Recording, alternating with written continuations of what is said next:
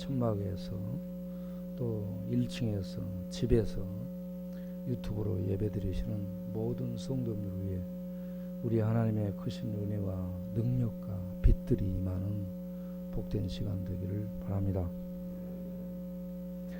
특별히 오늘 우리 이순례 이미경 사모님의 언니 되시는 분이 함께 해주셔서 감사하고요. 우리 이성기 형제님 가족이 또 약속대로 이렇게 나오시게 돼서 반갑습니다.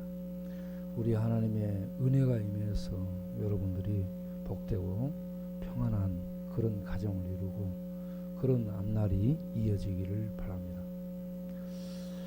천막에서 예배를 드리는 분들, 그곳에 이 공간이 터졌기 때문에 집중이 안 되고 전철이 지나가면 시끄럽고 사람들이 지나가도 주의가 분산해지고 그래서 상당히 집중하기 어려운데 우리 하나님이 은혜를 주셔서 집중하며 예배에 함께 할 수 있는 그런 축복이 있기를 바랍니다.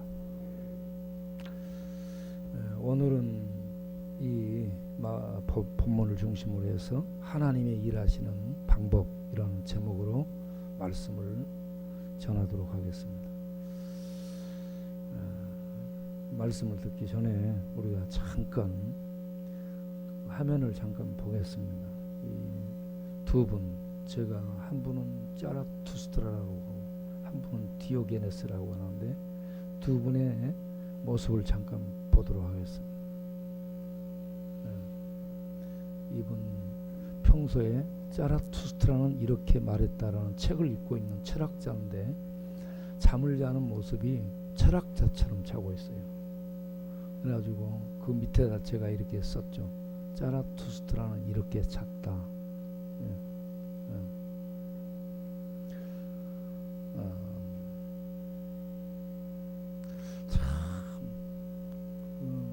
자는 폼이 너무 내가 볼 때 멋졌습니다. 그래서 깨우지 않고 사진을 담았습니다. 다음 보세요. 디오게네스의 모습입니다. 이렇게 자고 있는 모습이요, 너무 행복해 보였습니다.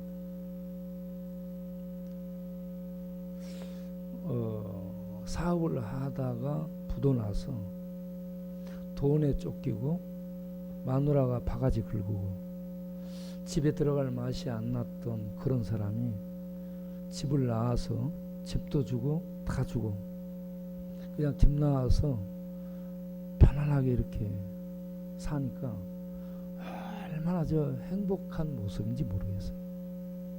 얼굴 보세요. 얼마나 좀 확대해 보세요. 참 행복한 모습이죠. 자, 이런 모습으로 이렇게 이제 살았는데, 자, 다음을 보세요. 이 친구가 음성에 몇 번을 갔습니다. 음성에 몇 번 가서 예배드리고 성경 통독도 하고 그렇게 했는데 제가 물어봤어요. 하나님의 말씀이 들리는가요? 이게 이해되는가요? 물어보니까 예, 들립니다 라고 얘기를 하는 거예요. 이해가 된다라고 참 소망이 있는 형제라고 생각합니다. 이 형제는 밥을 한번 주잖아요. 밥을 먹고 난 다음에 특유의 말을 합니다. 감사합니다. 참 그 표현이 너무 아주 감칠맛 나게 다가와요.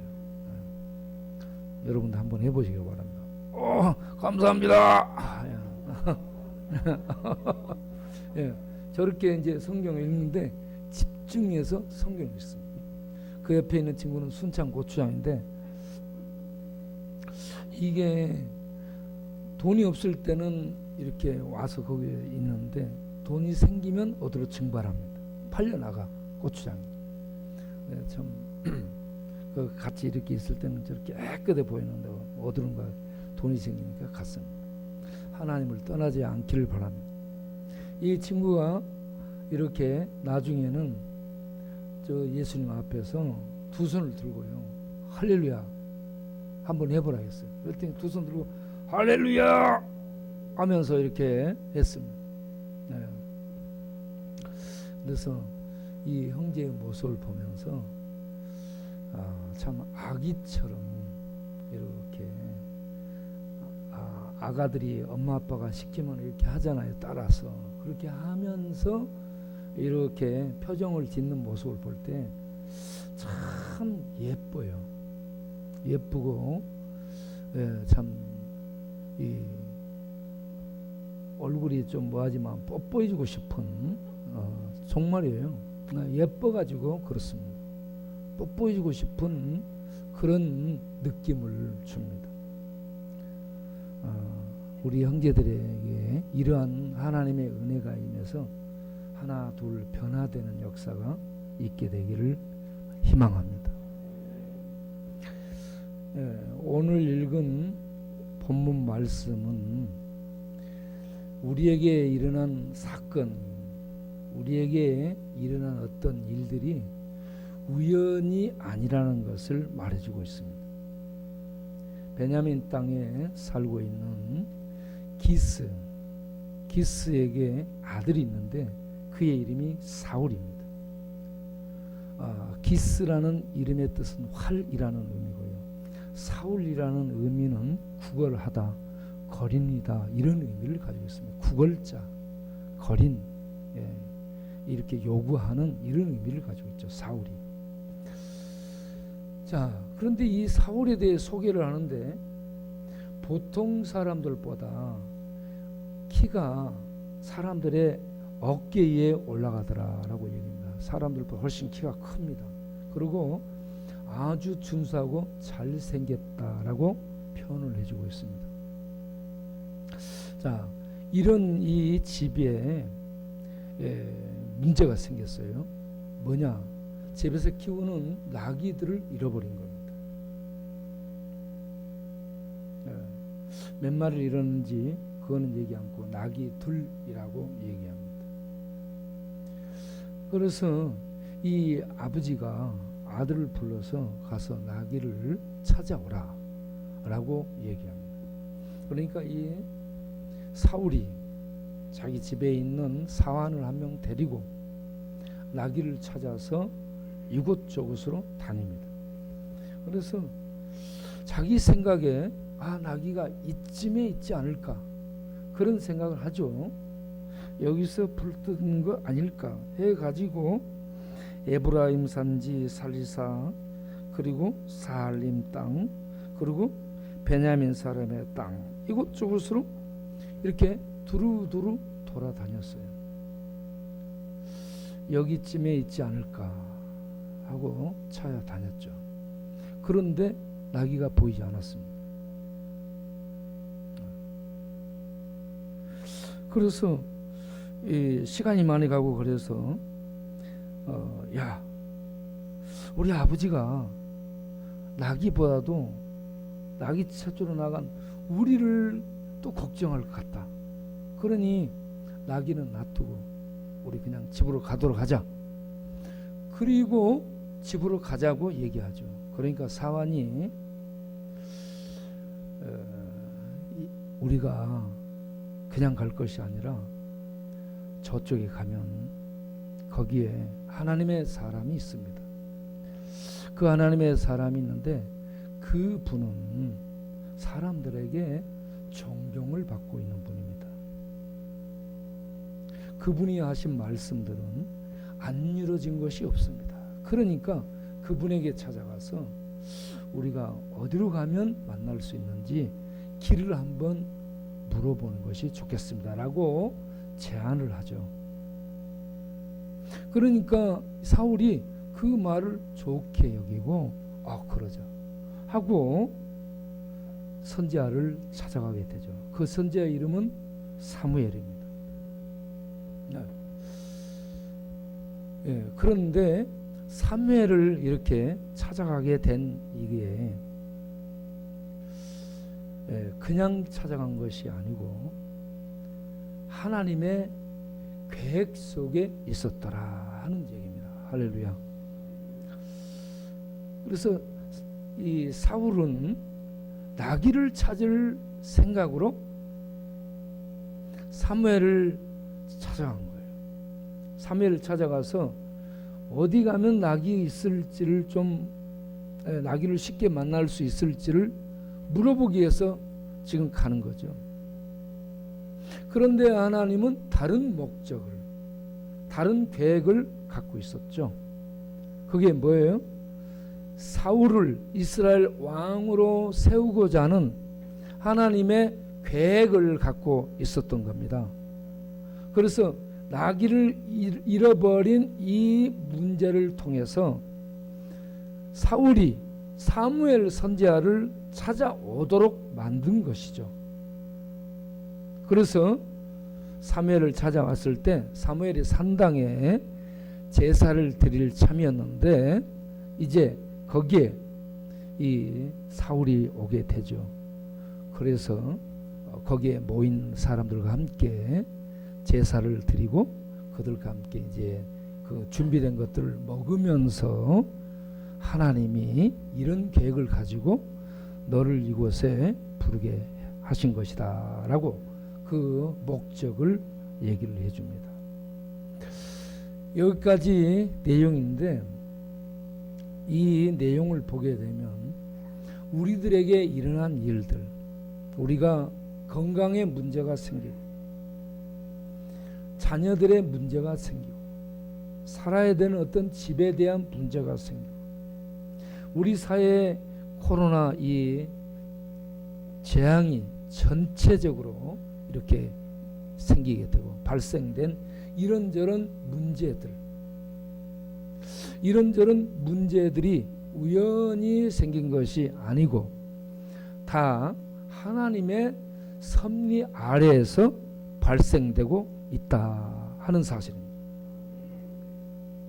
여러분들이 교회에 오게 된 게 그냥 온 게 아닙니다.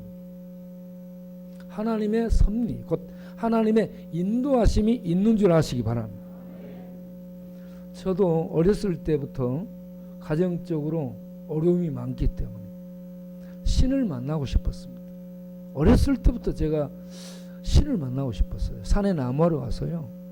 나무하다 쉬면서 야, 인생은 뭘까 하면서 이 신을 만나면 뭔가 알 수 있을 것 같아가지고 신을 만나고자 하는 소원이 있었습니다. 그런데 누구도 알려주지 않았어요. 어떻게 만나는지, 어떻게 하면 되는지를 알려주는 사람이 없었습니다. 그러다가 이 가정적인 문제로 인해서 절에 들어가려고 하던 중 이렇게 무당 아들의 얘기를 통해 우리 가족이 전체가 교회를 나가게 됐죠. 이런 얘기를 제가 학교에서 우리 이제 학교 다니면서 얘기하니까 우리 후배 중에 한 명이 저 인천에서 지금 목회하고 있는데 공항 쪽에서 목회하고 있죠. 이 친구가 저는 무당들이 전도해서 교회 나갔습니다 라고 얘기해요. 뭔 얘기냐고 물어보니까 우리 집이 너무 가난하고 살기 힘들어가지고 무당한테 찾아갔대. 자기 어머니가 찾아가서 어떻게 하면 복받고 살 수 있는가 물어보니까 무당이 복받고 사는 길은 교회 나가는 길이다 라고 알려줘서 무당의 얘기 듣고 우리 어머니가 그때부터 새벽 기도를 부지런히 나가가지고 우리가 복받게 됐다 라고 얘기를 하는 거예요. 그래서 이분은 독특하게 목회합니다. 어떻게 독특하게 목회하냐, 온 가족이 전부 다 교회 나와야 돼. 가족이 교회 안 나오면 주일날에 일어나 해가지고 우리 교회 나오지 마시오 가시오 내쫓아버리는 거야. 온 가족이 교회 나오되 새벽 기도를 또 나와야 돼. 애들까지 새벽 기도 드리고 나오지 않으면 우리 교회 그만 나오시고 다른 곳으로 가라고 쫓아버려. 그래서 자기는 교인들이 최대로 불어나는 게 100명이래. 100명이 목표예요. 100명이. 100명 이상 불어나기를 원하지 않아요. 그렇게 하면서 목회를 하고 있는데 하여튼 재밌다고 그래요. 또 그래 그 또 목회 스타일 따라서 거기는 온 가족이 교회 나옵니다. 온 가족이 교회 나오고 온 가족이 새벽 기도를 또 나와. 애들이 나와서 그때그때 자면서 예배 드린. 예. 그게 어머니의 이 전도 시작부터 새벽 기도를 나간 그게 영향을 줘서 그런 것으로 우리가 이해를 하게 됩니다. 이렇게 가난 문제, 그걸 통해서 교회를 나가게 되죠. 이번에 코로나 재앙 때문에 여러 나라들이 이런저런 말들이 많게 되고 그러는데요. 특별히 이태리에서 어떤 의사분의 고백이 우리들에게 은혜를 주셨죠. 예, 이태리에 많은 이 환자들이 막 밀려오게 될 때에 그가 고백하기를 콘베이어 벨트에서 좋은 제품과 불량 제품을 가려내는 것처럼 병원에 오면 치료해 주는 게 아니라 살 사람 죽을 사람 가려서 집으로 돌려보내든지 처리하는 이것밖에 할 수 없다라고 자기의 상황을 고백하고 있고요. 이미 자기 동료들도 전염돼서 2명이나 죽었다라고 얘기하고, 그리고 앞으로도 계속 전염될 것이다라고 내다보고 있죠. 그러면서 자기네들 그런 선진국이고 의료 장비들이 충분한 그런 나라였는데 어떻게 우리가 할 수 있는 이 영역이 없다. 지금 우리는 어떻게 할 수 없다. 없는 상황에 다다랐다. 그래서 지금은 하나님께 도움을 달라고 기도하고 있다라고 얘기합니다. 그러면서 뭐라고 얘기했어요? 우리 의사들은 지식적으로 하나님 믿지 않도록 공부가 된 사람들이라는 얘기입니다. 네. 무신론적 지식이 들어가서 그를 지배하게 되면 강팍해지게 됩니다.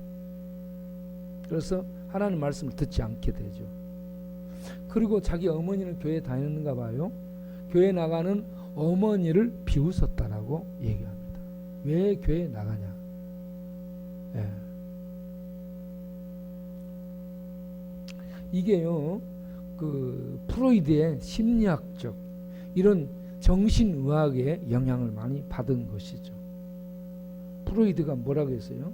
종교는 이 신경질환자들 집단 히스테리라고 얘기했습니다. 그리고 프로이드가 사람을 추적해서 분석해 보니 영혼은 없다라고 얘기합니다. 영혼이 없다. 네.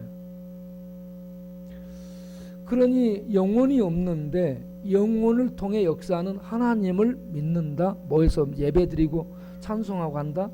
이게 뭐냐? 미친 짓이라는 얘기죠. 집단 히스테리 발작이라는 얘기죠. 미친 짓이라는 얘기입니다. 하나님도 없는데 망상 속에서 지금 그렇다는 얘기죠. 그러한 것들을 교육을 받고 공부를 하니 종교, 이 신앙을 갖는 것, 하나님에 대한 믿음을 갖는 것, 이건 미친 짓이라고 비웃게 되지 않겠습니까? 그런 속에서 공부하고 그 지식을 믿고 산 그들이 한계 상황에 다다르게 되니까 이제는 하나님이 필요하다. 하나님을 인정한다. 하나님께 기도한다. 라고 돌아오게 되더라. 예, 우리에게 일어나는 이러한 상황들, 예, 문제들, 요건들, 이런 것들이 우연히 일어난 것이 아니고 기스 집에 낙이 잃어버린 사건이 우연히 발생된 게 아니고 하나님의 계획 속에서 하나님의 목적을 이루는 통치 아래에서 이 일이 진행됐고 나중에 사무엘과 사울이 만나게 되는 이런 하나님의 뜻을 이루는 자리에 가게 되더라는 얘기입니다. 여러분, 우리들이 광야교회에 오게 된 게 망해서 오고 부도나서 오고 갈 곳 없어서 오고 인생 쫑쳐서 올 수도 있어요. 그런데 그게 하나님의 섭리 아래에서 그렇게 된 줄로 아시길 바랍니다. 만약에 우리가 잘 나가고 태평성대를 누리고 그리고 이 막힘이 없는 그런 인생을 살고 있다. 그러면 우리 인생은 굉장히 교만해집니다. 교만해지면 목에 힘이 들어가요. 목에 힘이 들어가면 기부스가 되죠. 목이 빳빳해지죠. 그러면 누가 말을 해도 안 먹혀 들어갑니다. 언제 꺾여져요? 목이 하나님의 목침을 받아서 꺾어지고 부러지게 될 때에 악소리 내면서 엎부러지게 됩니다. 왜 인간이요?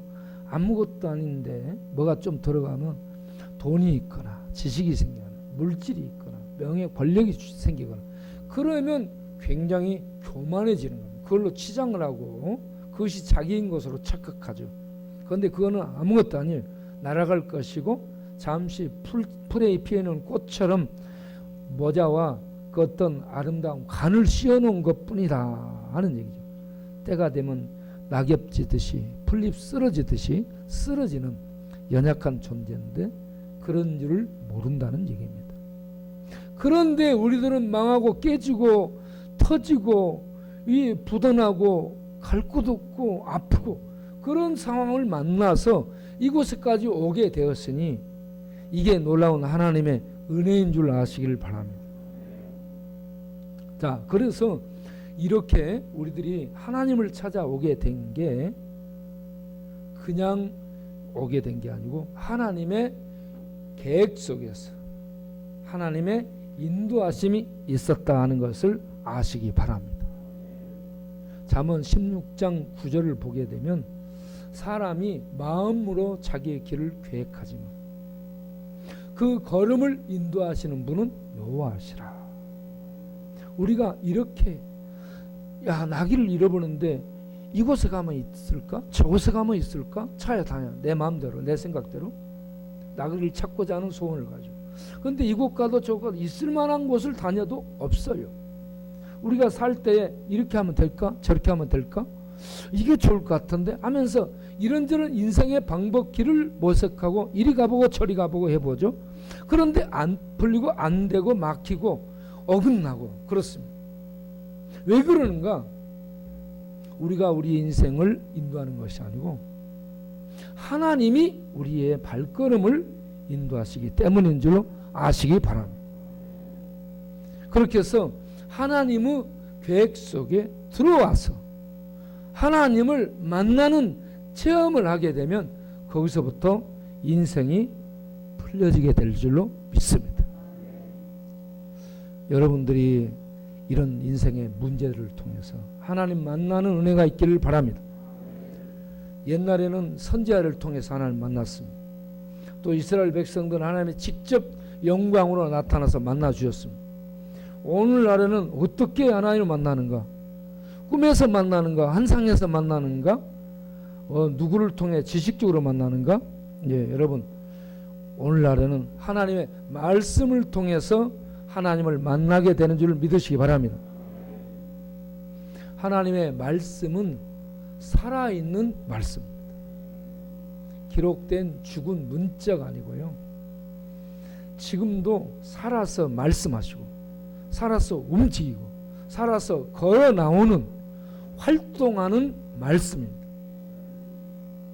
이 말씀이 증거될 때, 이 말씀을 읽을 때에, 이 말씀을 묵상할 때에 성령 하나님께서 조명하시고 빛을 비춰주시고 말씀을 풀어주시고 말씀을 깨닫게 해주시고 말씀을 비춰주셔서 우리가 말씀을 통해 하나님을 만나도록 하나님을 볼 수 있도록 역사하십니다. 신비로운 겁니다. 그러할 때에 우리가 하나님을 믿게 되는 믿음을 갖는데 이런 믿음을 갖게 된 자체가 신비입니다. 보이지 않는 하나님 분명히 계시는 실존하신 하나님이신데 그런데 보이지 않고 만져지지 않고 느껴지지 않는데 이 기록된 말씀을 통해 말씀하실 때 이걸 믿는다. 이건 놀라운 은혜입니다. 그러한 은혜가 이런저런 인생의 문제를 통해 전전긍긍하고 신을 찾던 우리들에게 하나님 만나는, 그래서 믿음을 갖고 생명 안에서, 진리 안에서 하나님의 새 출발이 이루어지는 그런 역사가 우리 모두에게 있기를 바랍니다. 이렇게 예수를 믿는 믿음으로 우리를 이끌어서 우리에게 구원의 축복을 주시기 위한 하나님의 원대한 계획이 있기에 우리에게 이런저런 사건을 만나게 해서 사건을 통해 하나님을 만나는 자리에 인도하심을 믿으시기 바랍니다. 그런 다음 성령은 우리 안에 역사하시고, 성령은 임재하시고, 성령은 내주하시며, 성령이 말씀을 통해 우리들의 갈 길을 이스라엘 백성에게 구름 기둥, 불 기둥으로 인도하신 것처럼 말씀의 기둥을 통해 이 부러지지 않고 끊어지지 않고 소멸되지 않는 하나님의 진리의 말씀을 통해서 우리의 갈 길을 인도해 주시는 줄 믿으시기 바랍니다. 그래서 로마서 8장 26절 28절 보게 되면 성령이 우리에게 역사하시며 탄식하시며 일을 하십니다. 어떻게 일을 하셔요? 탄식하면서 기도를 하게 만듭니다. 우리가 마땅히 기도할 바를 몰라요. 어찌 할 바를 몰라. 그때 성령님이 우리 안에서 탄식을 합니다. 이렇게 해야지, 이렇게 해야 돼 하면서 탄식할 때 우리 영혼이 느끼게 되는 겁니다. 그래서 하나님의 인도를 받아서 이렇게 기도하고자 하는 소원이 이 속에서 일어나게 되는 거죠. 기도가 그냥 되는 게 아닙니다. 이 교회 나가야지 이게 그냥 되는 게 아니고, 기도해야지 이게 그냥 되지 않고요. 이게 성령님의 탄식 속에서 우리의 영을 통해 인도하신 결과인 줄 믿으시기 바랍니다. 예. 성령님은 탄식하시며 우리에게 기도하도록 움직이고 역사하는데 동시적으로 말씀을 읽게 만듭니다. 기도를 하게 되면요, 그냥 기도하잖아요. 기도할 게 없어요. 5분 지나고 나면 기도할 게 없는데 뭘 기도하지? 멍 쪄가지고 다른 사람 기도하는 것이나 듣고 있고, 다른 사람 기도 어떻게 하는가 판단하고 있고, 그러다가 다른 생각이 들어오면 자리를 뜨고 일어나죠. 네. 그래 봤죠. 그런데 하나님의 말씀이 있고 말씀을 읽게 되는 사람들은요, 말씀이 안에서 역사하면서 기도를 하나님의 뜻대로 인도해 가십니다. 그래서 기도하는 시간이 즐겁게 될 줄로 믿습니다. 여러분, 기도는 하나님이 우리에게 기도를 하도록 시켜요. 기도할 마음을 줍니다. 기도가 뭐예요? 하나님의 보좌 앞에 나아가서 하나님을 만나는, 하나님 만나는 영광을 누리는 것이 기도입니다. 기도 허공에다 대고 독백하고 외치는 것이 아니에요. 실존하신 하나님의 존전에 나아가 그 하나님께 우리들의 문제를 가지고 하나님 어쩌고 저쩌고 어쩌고 합니다 하면서 기도하는데, 이렇게 기도를 할 때에 자기의 자녀들이 자기 품에 안겨가지고 아빠 엄마 하면서 애들이 막 어쩌고 저쩌고 막 얘기하면 그 아이의 입이 막 얼마나 예뻐 보이는지 모르죠. 에? 막 바라다보고요, 그래 하면서 아무 말 내용이 없는데도 막 환장하는 거죠. 이게 하나님의 마음입니다. 아무 내용도 안 막 그런 얘기들을 하나님 앞에 나가서 막 해요. 그럼 하나님은 얼마나 그 자체를 이뻐하고 기뻐하는지 모릅니다. 기도는 이와 같이 하나님의 존전에 나아가서 하나님을 누리는 것입니다. 그렇게 기도하게 될 때 하나님이 기뻐하는 그 자녀, 예쁜 자녀에게 한없는 축복을 그래 알았어 하는 축복을 베풀어 주지 않겠습니까? 그래서 우리에게 성령님은 기도를 하도록 인도하시는데, 우리가 기도하게 될 때에 마태복음 7장 7절을 보게 되면 구하라 주실 것이었죠.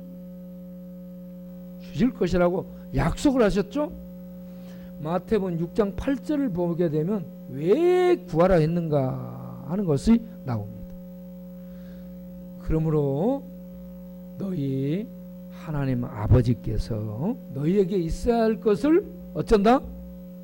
다 알고 계신다. 하나님은 우리에게 필요한 걸 다 알고 계시고 다 준비해 놓고 계셔요. 그 말은 주려고 준비하고 있다는 얘기죠. 그리고 성령님을 통해서 기도를 하게 만들죠. 그리고 기도하며 하나님 앞에 나아가면 줄 것을 준비하고 있는 하나님이 주신다는 말씀입니다.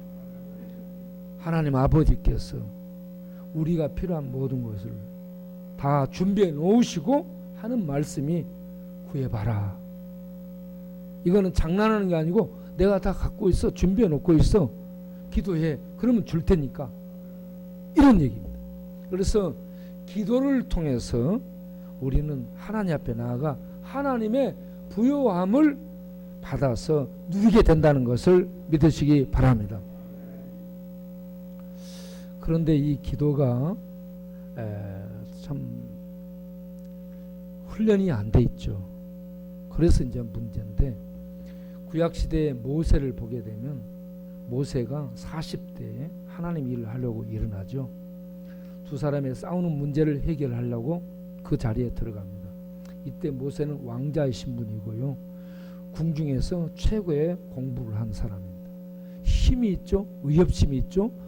민족을 사랑하는 이 애족심이 있죠. 그리고 또 권세가 있죠. 왕자죠. 그런 모든 걸 동원해서 그 문제를 해결하려고 했는데 그 두 사람의 문제도 해결 못하고 그 모든 걸 갖고 있는데 해결을 못하고 죽이죠. 그리고 다음 날에도 문제 생기니까 그걸 힘으로 해결하려다가 들통나죠. 아, 이게 큰일 났구나, 도망가자 해가지고 미디안 광야로 도망가 40년을 살죠.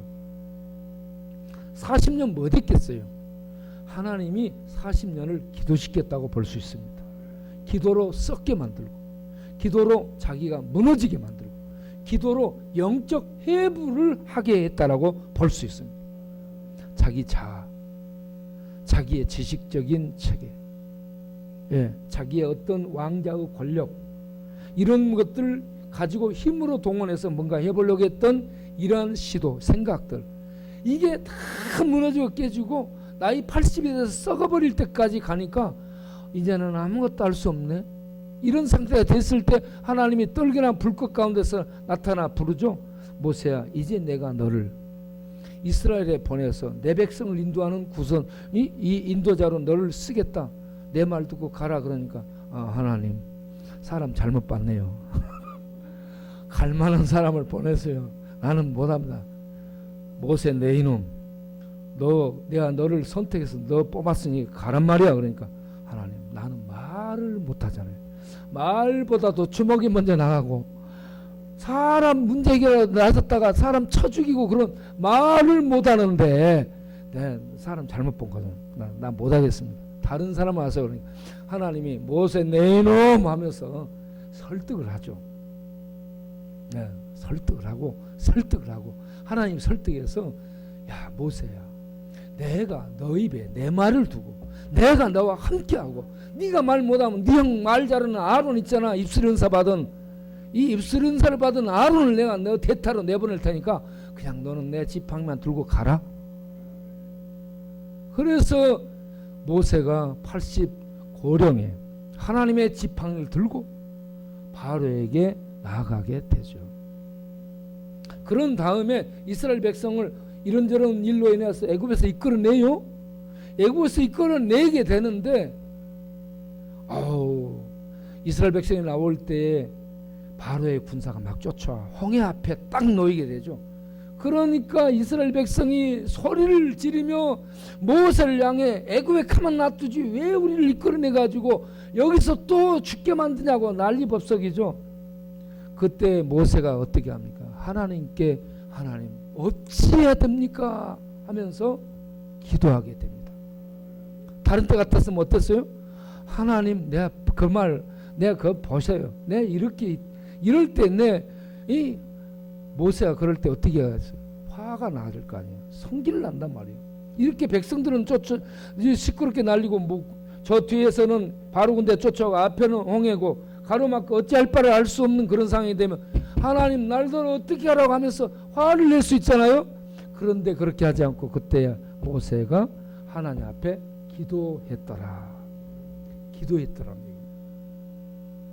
출애굽기 14장 16절에 모세는 기도했습니다. 그래서 하나님이 모세야 너는 내게 부르짖고만 있지 말고 네가 들고 있는 지팡이를 바다 위로 내밀어라. 하나님이 가르쳐 주시죠. 즉각 응답을 합니다. 모세는 문제를 해결하고 하나님을 신앙하며 광야 인생을 통과하는 비법을 터득한 거예요. 뭐요? 기도로서 헤쳐나간다는 것을 알게 됩니다. 그 후에 민수기 14장에서 이스라엘 백성 가데스 바네아 사건 후에 난리법석을 칠 때에 하나님이 이 모든 민족을 내가 광야에서 죽여버리겠다. 그럴 때도 모세는 하나님을 말립니다. 하나님 그러면 어떻게 되겠습니까? 하나님 참으십시오 하면서 하나님 앞에 엎드려서 기도하고 16장에서도 역시 동일하게 이 고라 일당의 반역 때도 하나님이 죽인다 할 때 하나님 어찌 그래 하십니까 하면서 그때도 하나님을 말리면서 기도하고 하나님 앞에 무릎 꿇으면서 그 문제를 해결해 나가는 기도의 사람이 되어 있음을 볼 수 있습니다. 문제 해결, 성령님의 역사하심 속에서 합력하여 선을 이루는 쪽으로 어떤 상황을 만나 예수 믿는 자리에 오게 만들고 그리고 예수 믿는데도 문제가 계속 발생돼요. 그럴 때마다 어떻게 하느냐? 우리의 믿음을 단련하시고 우리를 회개해서 정화시키고 우리의 믿음을 성숙시키고 하나님의 말씀 따라 살아갈 수 있는 하나님의 아들 그 장성한 믿음의 분량이 이룰 수 있도록 우리를 계속 만들어가는 겁니다. 그래서 로마서 8장 28절에 합력하여 선을 이룬다.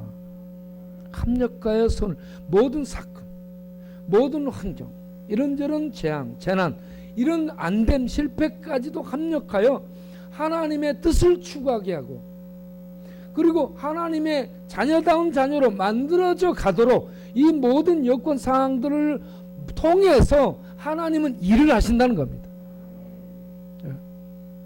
그 과정을 버텨내고 견뎌내고 뚫고 나가기 위해서는 우리에게 하나님은 기도라는 것을 하게 합니다.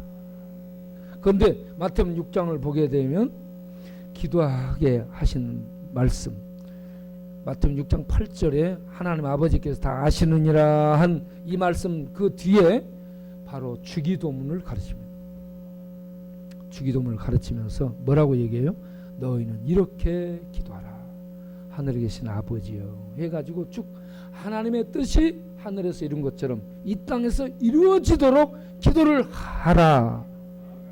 6장 33절에 너희는 6장 32절에 너희는 먼저 그의 나라와 그의 의를 구하라. 먼저 이렇게 하나님의 뜻을 구하라. 하나님의 뜻이 이루어지도록 구하는 거기에 하나님의 뜻이 이루어지면 최상의 것들이 너희에게 주어지게 된다. 너희 소원 자체 그것이 아니라 너희 소원이 하나님의 뜻이 이루어진 그 속에서 주어지게 될 때에 하늘의 최상의 것을 너희들이 공급받게 된다. 그렇기 때문에 너희 것 먼저 먹는 거 입는 거 마시는 거 너희들의 이러한 육신적인 소원 먼저 구하지 말고 하나님의 뜻을 먼저 구하라. 그렇게 할 때에 너희들이 하늘의 최상의 것을 받게 된다. 예수님이 제자 이 땅에서 삶을 사시는 걸 보게 되면 세례받고 일어난 다음에 광야에 가서 40일 금식기도를 하고 난 다음에 첫 마디가 회개하라 천국이 가까이 왔느니라 외치죠. 그런 다음에 이 복음을 맡길 제자들을 부릅니다. 마태복음 4장 19절 4.19 혁명 세력을 부르죠. 마태복음 4장 19절에 내가 너희를 사람 낚는 업으로 만들겠다라고 하는, 세상에 이 죽음 속에 있는, 죽음의 지배 속에 있는 영혼들을 꺼내는 일을 하는 혁명 세력, 혁명 세력입니다. 이게 사람 낚는 업이에요.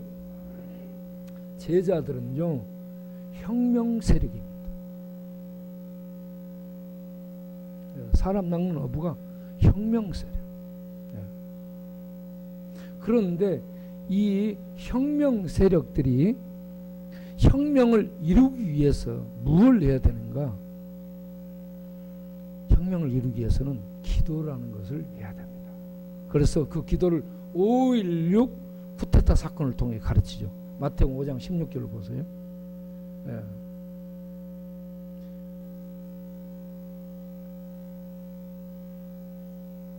마태복음 5장 19절이 아니고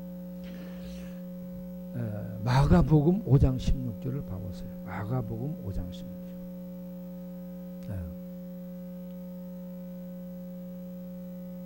그게 아닌데 내가 찾아볼게요.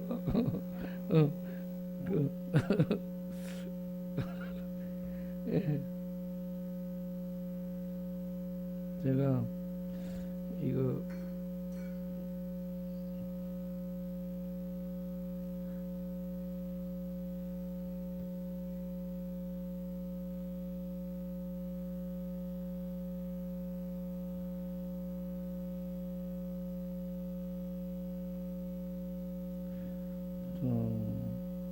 그게 어디로 갔는지 없네.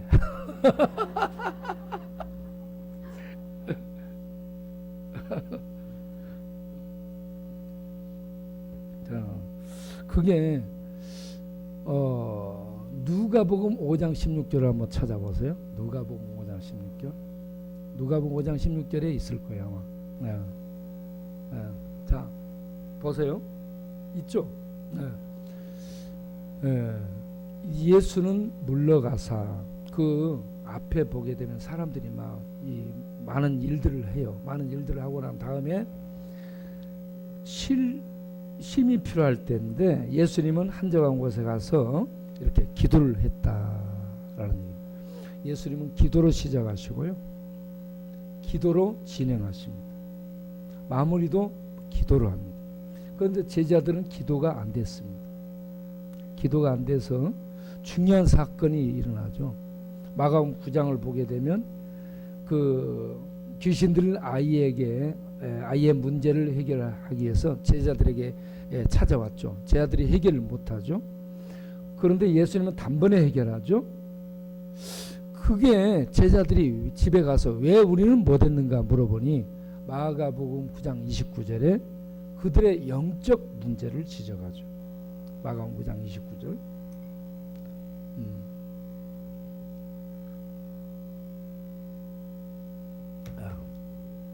거기 뭐라고 되어 있습니까? 기도 외에는 이런 종류가 나갈 수 없느니라.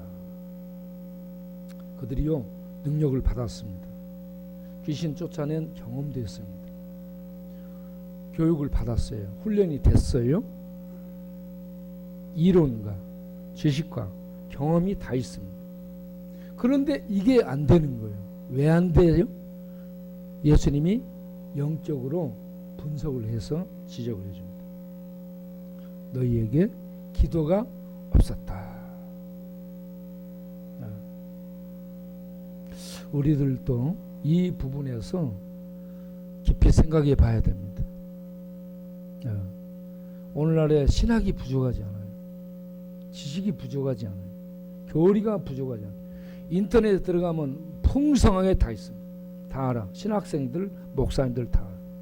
그런데 왜 이러한 능력들이 안 나타나는가? 우리에게 기도가 부족하기 때문이다. 제 아들에게 기도가 부족이었습니다. 우리는 어떤가요? 여러분 자기 스스로를 한번 살펴보시기 바랍니다. 성령의 인도하심 속에서, 성령의 탄식 속에 내 기도가 너무 부족한 것은 아닌가, 우리가 깨닫기를 바랍니다. 너무 일이 바빠가지고 살아가는 이 생활이 너무 분주해서 기도를 못하고 있는지. 제가 오프라 윈프리를 볼 때에 굉장히 참 존경심이 가더라고요. 오프라 윈프리가요, 그의 책을 보게 되면 자기는 아침 저녁으로 기도한다고 얘기해요. 아침에 기도하고 저녁에 꼭 감사하면서 뭔가를 적고 기도한다고.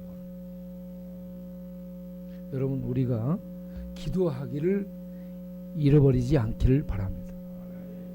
오프라 윈프리가 말 잘해서 쓰임 받는 게 아닙니다. 기도함으로 하나님께서 그 자리에 갖다 놨습니다. 그리고 대통령 트럼프 책을 보게 되면 트럼프가 대통령이 될 수 없는 사람입니다. 그런데 그를 위해서 기도를 했습니다. 그리고 그 주변에 기도하는 사람이 많습니다. 그런 주변에 기도하는 사람을 두고 있습니다. 여러분, 주변에 자기를 위해서 기도해 주는 사람을 많이 두기를 바랍니다. 그걸 기도의 네트워킹이라고 해요. 기도의 네트워킹을 만들어서 기도하는 사람을 많이 두고 기도에 함께 할 수 있도록 함께 엮어가기를 바랍니다. 둘이 하게 되면 더 힘이 나죠. 셋이 하게 되면 더 힘이 납니다. 혼자 하게 되면 지쳐요. 그래서 기도의 네트워킹을 만들어서 많은 부분들을 가지고 많은 기도가 계속 이루어질 수 있도록 그렇게 하시기 바랍니다. 성령님께서 저에게 감동을 주시고, 그래서 매일 이렇게 기도문들을 보내고 기도를 하고 있죠. 이 기도가 계속되기를 바랍니다. 계속되면서 기도할 때마다 이게 이 시대를 이렇게 기도를 통해서 조명해 주게 되고 이 시대를 향한 기도를 하게 만드는 거예요. 지금 우리들의 이 문제, 이 시점에서 기도하는 것들이 뭘까? 대통령과 위정자들이 이 어떤 시청 기도의 날, 이런 때만 국가 기도의 날, 이런 때만 기도하는 것이 아니라 평소에 예배드리고 기도할 수 있는 그런 분들이 되도록 하나님이 이 나라의 지도자들에게 은혜 베푸시길 바랍니다. 그리고 이 이슬람 세력들도 우리가 기도하게 되면 깨지게 될 줄로 믿으시기 바랍니다. 이슬람 또 동성애 이 세력도 깨지게 될 줄로 믿으시기 바랍니다. 지금 여기저기서 동성애 이게 소리가 나고 있는데 이걸 깨는 하나님의 손보심이 있을 줄로 믿습니다. 8월 달로 연기된 동성애 퀴어 축제, 이것도 하나님의 통치 속에서 무너지기를 바랍니다. 그리고 북한의 이 폐쇄 사회, 김정은의 폐쇄 사회가 사람을 죽이고 있죠. 북한의 폐쇄 사회도 하나님의 통치 속에서 깨지고 무너지기를 바랍니다. 그리고 우리 사회에 있는 이 중독과 우리 사회에 만연해 있는 중독, 또 음란, 포르노, 야동, 이런 모든 영적으로 타락한 이 지배 세력들이 깨지기를 바랍니다. 뭘로 깨는가? 우리 믿는 자들의 기도를 통해서 하나님이 역사합니다. 이 코로나 바이러스가요, 전 세계를 강타하죠. 특별히 유럽을 강타했습니다. 그리고 미국을 강타했습니다. 호주에는 산불이 일어났습니다. 이 아프리카 중동 지방에는 메뚜기 떼가 일어나서 기근이 덮쳐오고 있죠. 이런 모든 현상들이 하나님의 통치입니다, 여러분. 우연히 일어난 게 아니에요. 저절로 일어난 게 아니에요. 하나님의 통치 속에서 그 시대를 흔들어 버립니다. 국가 공권력으로도 군인들로도 국력을 총동원하고 과학기술을 총동원해도 안 되도록 해가지고요, 하나님을 찾게 만드는 하나님의 통치, 흔드심이 온 세계에 있는 겁니다. 그래서 여기저기서 이렇게 흔들림을 당할 때 복음이 증거되고 예수 믿는 사람들이 나오고 있는 거예요. 우리 앞에 밥 먹을 때 줄 서는 사람들, 줄 서서 밥 먹기 위해서 쭉 줄 서 있는 사람들이 삶 속에 지진 맞고 기근 맞고 재앙 맞고 코로나 이미 맞아서 그들이 다 체제가 흔들린 사람들입니다. 에? 이미 흔들리고 있기 때문에 그들이 이 무너진 상태예요. 그것에 복음을 전하니까 맞아, 하나님 의지해야 되겠다, 하나님 믿어야 되겠다. 그래가지고 하나님을 쑥쑥 영접하고 맞이하는 거죠. 받아들이게 되는 거예요. 이런 하나님의 통치 속에 우리에게 나가서 전도하라고 하는 거예요. 고린도전서 1장 21절에 뭐라고 했어요? 전도에 미련한 것이라 했죠. 전도가 미련한 것이에요. 왜? 하나님의 일을 사람이 가서 말도 안 되는 말을 하는 게 미련한 짓인데 그걸 통해 하나님은 고기 낚는 일을 한다는 겁니다. 사람을 낚아드리는 일을 그걸 통해 행하신다는 얘기죠. 그래서 하나님의 일하시는 방법이 흔드시고 기도하게 만들고 기도를 통해서 하나님은 그들에게 복음을 전할 마음을 부어주고 복음을 전할 용사들을 일으켜 복음을 증거해 사람을 구원하는 이런 일들, 이런 하나님의 뜻을 이루어 가신다. 그런 일에 성령의 감동하심 속에서 우리 모두가 참여하는 은혜가 있기를 바랍니다. 기도하겠습니다. 하나님 감사합니다.